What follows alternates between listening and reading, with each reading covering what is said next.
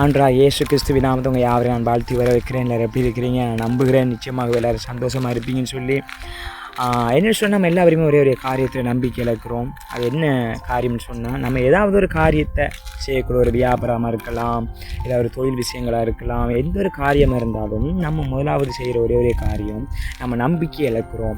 நான் இந்த காரியத்தில் செஞ்சுட்டேன், நான் இந்த காரியத்தில் எல்லாவற்றையும் நான் கை வச்சுட்டேன், எனக்கு இது நடக்குமா, இந்த நடக்காதா என்று சொல்லி நம்ம அந்த நம்பிக்கையை இழக்கிறோம். நம்பிக்கை இழந்த நிலைமையில் நம்ம என்ன செய்கிறோமானால், நமக்கு இது கைகூடி வராது, எல்லாமே பிஸ்னஸ் எல்லாமே ஃபெயிலராக போகுது, எல்லா தொழில்களும் நமக்கு கைகூடி வராமல் போகுதுன்னு சொல்லி அந்த காரியத்தில் நம்ம நம்பாமல் அந்த காரியத்தை வெறுத்து நம்ம அதை தள்ளி விட்டுது நம்பிக்கை இழந்து கொண்டு நம்ம என்ன செய்யணும்னு சொன்னால் நம்ம பின்னோக்கி போகிறோம். ஆனால் கர்த்தருடைய அழகான வசனம் சொல்கிறது, நீதிமொழிகள் 23:18 சொல்லுகிறது, நிச்சயமாகவே முடிவு உண்டு, உன் நம்பிக்கை வீண் போகாது.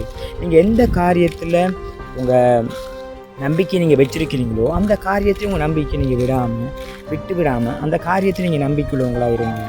அந்த காரியத்தை நீங்கள் நம்பிக்கை உள்ளவங்களாக இருக்கும் பொழுது உங்கள் நம்பிக்கை வீண் போகாது என்று வசனம் சொல்கிறது. அதோடைய பிள்ளைகளாகிய நீங்கள் எந்த காரியத்தில் நீங்கள் நம்பிக்கை உள்ளவங்களாக இருக்கீங்களோ அந்த காரியத்தை நம்பிக்கொண்டே இருங்க, உங்கள் நம்பிக்கை வீண் போகாது. ஆண்டவர் அதைத்தான் பார்த்து சொன்னார். லாசரு என்ற ஒரு மனிதன் மரித்த நிலைமையில் காணப்பட்டான்.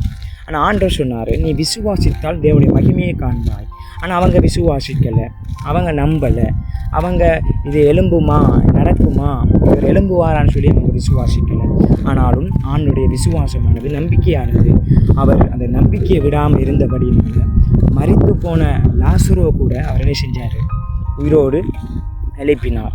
அப்போ பாருங்கள், நம்ம எதில் நம்ம நம்பிக்கை இழக்கிறோமோ அந்த நம்பிக்கை நம்ம இழக்கக்கூடாது. அந்த நம்பிக்கையை நம்ம பிடிச்சவங்களா நிற்கணும். நம்ம பிடிச்சவங்க நிற்கும் பொழுது கர்த்தர் நம்ம நம்பிக்கையை வாய்க்க செய்வார். கர்த்தர் உங்களை ஆசீர்வதிப்பார். இந்த வேத வார்த்தையின்படி உங்களுக்கு எல்லாமே விளங்கியிருக்குன்னு நம்புகிறேன். எந்த காரியத்தில் நீங்கள் எந்த பிஸ்னஸை செய்கிறீங்களோ, எந்த காரியத்தை நீங்கள் முயற்சி எடுக்கிறீங்களோ அதில் நம்பிக்கை உள்ளவங்களா இருங்க. கர்த்தர் உங்கள் விசுவாசத்தை பார்த்து உங்கள் எல்லா காரியங்களையும் ஆண்டவர் ஆசீர்வதிப்பார். எல்லாமே விளங்கியிருக்கும். கர்த்தர் உங்களை ஆசீர்வதிப்பார். God bless you. Amen.